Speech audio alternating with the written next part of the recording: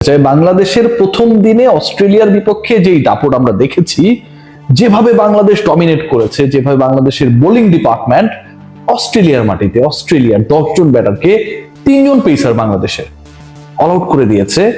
Steven স্মিথের 71 কে যদি total 198 থেকে minus করা হয়, তাহলে অজিরা বাকি 10 ব্যাটার মিলে করেছে মাত্র 127 রান। ভাবা যায় কি পরিমাণ আগুনে বিধ্বংসী টাইফুন টর্নেডো যেভাবেই বলেন না কেন, তাণ্ডব বলেন না কেন, বাংলাদেশের বোলিং ডিপার্টমেন্ট যে ঝড়টা বইয়ে দিয়েছে অজি ব্যাটিং লাইন আপের উপর দিয়ে অবিশ্বাস্য। এই টেস্টের খবর পৃথিবীর সবাই রেখেছে এবং যে আপনারা যারা সোশ্যাল প্ল্যাটফর্মে খোঁজখবর করার চেষ্টা করেছেন, যারা এক্স মানে টুইটার হ্যান্ডেল ফলো করার চেষ্টা করেছেন, বাংলাদেশের প্রশংসা ঝরেছে। কারণ এই টেস্টে ফলো করার কারণটা হচ্ছে বাংলাদেশ দে আর প্লেইং এগেইনস্ট অস্ট্রেলিয়া। অস্ট্রেলিয়ার বিপক্ষে বাংলাদেশ খেলছে, খবরটা তখন পর্যন্ত কেউ রাখতো না যদি না আসলে অস্ট্রেলিয়া ডমিনেট করতো। ধরেন অস্ট্রেলিয়া আজকে 350 করে ফেললো, 7-8টা উইকেট হারিয়েছে, এই টেস্টের কোনো ভ্যালু ছিল না। But you are playing against Australia in Australia and your pace department they are flourishing, they are taking all those 10 wickets. এই টেস্টকে কেন্দ্র করে বাংলাদেশের উপর যে প্রেশারটা ক্রিয়েট হয়েছে, স্পেশালি ব্যাটিং ডিপার্টমেন্টের উপরে যে প্রেশারটা ক্রিয়েট হয়েছে, সেই প্রেশারের রেসপন্সে the way Bangladesh batting department দিন শেষ করেছে, এক কথায় আমার কাছে মনে হয় ইটস রিয়েলি ক্লিনিক্যাল। খেয়াল করে দেখবেন যে আজকের ম্যাচে সবার প্রত্যাশা ছিল, একই সাথে জিজ্ঞাসাও ছিল যে এই ডিপার্টমেন্ট, বাংলাদেশের bowling department without Nahid Rana এমনটা করেছে, এটা খুব বেশি আনএক্সপেক্টেড ছিল না। রানা থাকলে আমরা দেখতাম যে আসলে ওখানকার উইকেটে কন্ডিশনে, অস্ট্রেলিয়া কন্ডিশনে কি ধরনের গতির ঝড় তিনি তুলতে পারেন, কতটা অসহায়ত্ব আসলে অজি ব্যাটাররা শো করবে, সেটা রানা থাকলে হয়তো আমরা দেখতে পেতাম। বাট রানা নেই, তারপরেও কিন্তু সেই ভরসার জায়গাটা ছিল। হাসান দেয়ার, তাসকিন দেয়ার, ইবাদত দেয়ার, এক্সপেকটেশনস এর জায়গা ছিল যে বাংলাদেশের ব্যাটিং ডিপার্টমেন্ট ইন রেসপন্স কি করে, এবং সেই রেসপন্সে মুমিনুল হক সৌরভ, তানজিদ হাসান তামিম, সাদমান শুরুতে আউট হয়ে গেছেন, তারপর একটা ওপেনিং পার্টনারশিপ গ্রো করার মতো একটা সিচুয়েশন ক্রিয়েট করে লো স্কোরিং হচ্ছে। প্রথম ইনিংস 198 এ প্যাক অস্ট্রেলিয়া, সেই জায়গাটা আপনি যদি মোটামুটি ওপেনিং এ 30-40 রানের একটা পার্টনারশিপ করেন, আমার কাছে মনে হয় দ্যাট ইজ ভ্যালুয়েবল।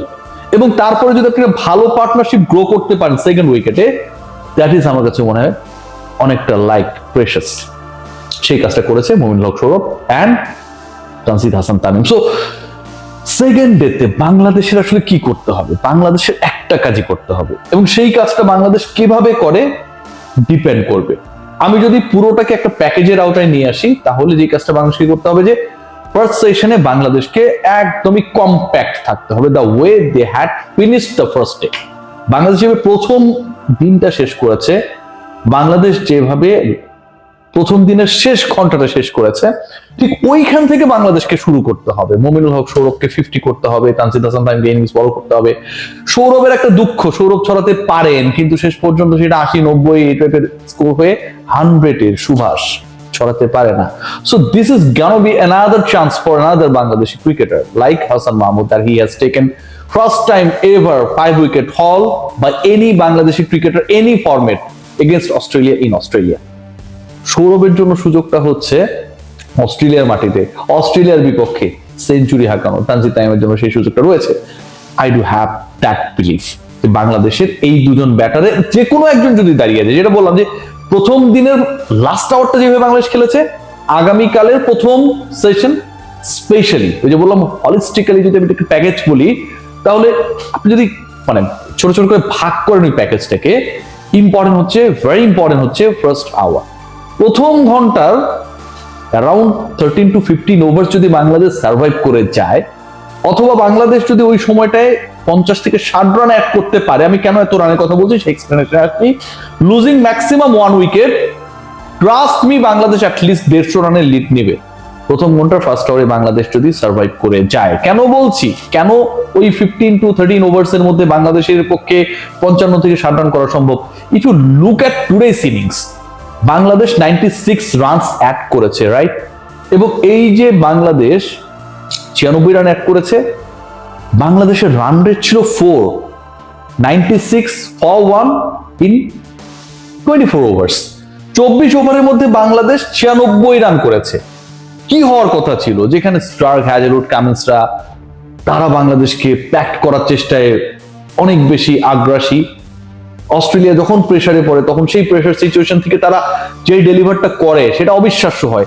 আফগানিস্তানের বিপক্ষে ওয়ার্ল্ড কাপে 90 রানে 6 উইকেট হারানোর পরে আমরা দেখেছিলাম কি করতে পারে তারা, ডাবল সেঞ্চুরি আমরা দেখেছিলাম।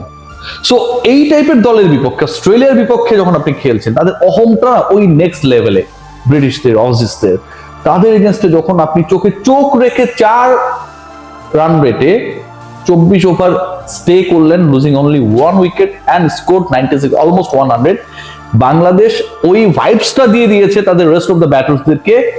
এন্ড যারা ক্রিজে ছিলেন তারা সেই কনফিডেন্সটাও পেয়েছে অ্যাট দ্য সেম টাইম যে we can do, we have that capability। আগামীকাল জাস্ট এই কাজটাই করতে হবে। Let's discuss about one particular picture. Adam Gilchrist, he is taking interview from Hassan Mahmood, and the way he is delivering, the way he is speaking, কি চমৎকার English. যেই ক্রিকেটারকে আপনি হিসাবের বাইরে রাখেন, সেই ক্রিকেটার তার 3 উইকেট হল ইন্টারন্যাশনাল ক্রিকেটে, টেস্ট ক্রিকেটে, মানে 5 উইকেট হল 3 বার, সেটা তিনি করেছেনই প্রত্যেকটা বার প্রতিপক্ষের মাঠে, ইন্ডিয়া, পাকিস্তান, অস্ট্রেলিয়া। তিনি যেভাবে গিলক্রিস্টকে সাক্ষাৎকার দিচ্ছিলেন এবং দেশ ছাড়ার আগে যখন বলে গিয়েছিলেন যে আমি অন্তত অস্ট্রেলিয়ায় গিয়ে 2 বার 5 উইকেট পেতে চাই, এটা অনেক বড় and loud and clear statement যে আপনি দেশ ছাড়ছেন, অস্ট্রেলিয়ায় খেলতে যাচ্ছেন, how much pressure, intense pressure on your shoulder, and you are announcing that I want to take 5 wickets at least 2 times। এবং সেই কাজটা এই ক্রিকেটার তার প্রথম ইনিংসেই করে ফেললেন, 6 উইকেট নিয়ে 55, তার ক্যারিয়ার বেস্ট। সো এই যে হাসান মাহমুদ, অ্যালান গিলক্রিস্ট সাক্ষাৎকার নিচ্ছেন, বিভিন্ন জায়গায় বাংলাদেশকে নিয়ে ডিসকাশন হচ্ছে, এই ডিসকাশনটাকে বাংলাদেশ টিমকে ফিল করতে হবে that this is the reality and we have earned all this positive notes from the legendary cricketers. বাংলাদেশকে এই ফিলটা করতে হবে, যারা পাকিস্তানকে হোয়াইট ওয়াশ করতে পারে টুয়াইস, যারা নিউজিল্যান্ডের বিপক্ষে কিংবা অন্যান্য দলের বিপক্ষে, এবং অস্ট্রেলিয়া, নিউজিল্যান্ডের কন্ডিশনে যারা তাদের অলমোস্ট লাস্ট টুরটাতেই তো, মানে যদিও কিছুদিন হয়ে গেছে, মাউন্ট বঙ্গানো এসে ইতিহাস রচনা করতে পারে, this team is much more balanced than that team. So সেটা যদি হয়, বাংলাদেশ দল আগামীকাল যদি জাস্ট আজকে যে স্কোরটা করেছে এটার সাথে 250 রান অ্যাড করতে পারে, আমি আবারও বলছি ফার্স্ট ওভারটা ভেরি মাচ ইম্পর্টেন্ট, যা তা হওয়ার চান্স রয়েছে, সেটা পক্ষে বিপক্ষে দুদিকেই, তাহলে এই টেস্টে Bangladesh they will be in the driving seat. যতই দিন গড়ানোর সাথে সাথে ডারউইনের কন্ডিশন ব্যাটিং সহায়ক হোক না কেন, যতই হোক না কেন, এন্ড অফ দ্য ডে আপনি যখন 100-150 রানে পিছিয়ে থেকে সেকেন্ড ইনিংসে ব্যাট করতে নামবেন, সেটা কিন্তু আমার কাছে মনে হয় এত সহজ হবে না। And definitely the best from Taskin and Ebadot Hossain yet to come.